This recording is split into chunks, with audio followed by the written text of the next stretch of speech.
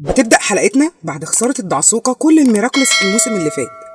بيبدأ مونارك بإعلان الحرب على باريس كلها، وبيقول لكل الناس إنه مش هيوقف الحرب دي إلا لما ياخد ميراكلس الدعسوقة والقط الأسود.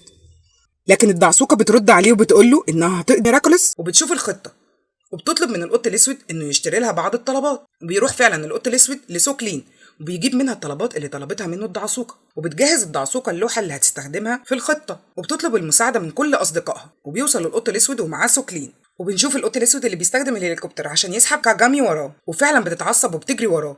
وبيوصل للاستاد عند الدعسوقة اللي كانت حاطة الخطة عشان تحرر كاجامي من سحر مونارك. وبترفع الدعسوقة اللوحة اللي عليها رسمة كاجامي، وكل أصحابها بيرفعوا اللوحات اللي بتكون صورة كاجامي، وبتشوفهم فعلا، وبتعرف إن كل أصحابها بيحبوها.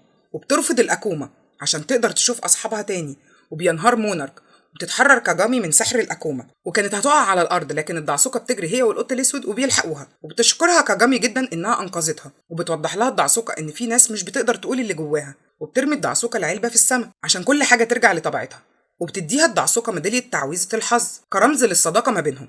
وبنشوف مارينيت اللي بتعتذر لكاجامي وبتديها ميدالية عليها صورتهم سوا، وبتقول لها انها مبسوطة جدا ان عندها صديقة زيها، وان مش معنى صداقتها مع اليا ده ما يمنعش ان هما يكونوا اصحاب. وبتقول لها اليا لو مارينيت ما ردتش عليكي تقدري تكلميني.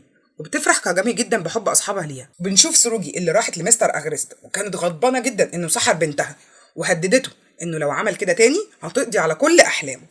وبتخلص حلقتنا. دمتم طيبين يا احلى الحلوين، وما تنسوش الاشتراك وتفعيل الجرس عشان اللي جاي احلى بكتير. ولو بتشوفونا من على الفيسبوك فما تنسوش اللايك والشير الجميل، وتعملوا متابعة للصفحة عشان يوصل لكم كل ما هو جديد عن الدعسوقة والقط الاسود بالمصري. وشكرا، سلام عليكم.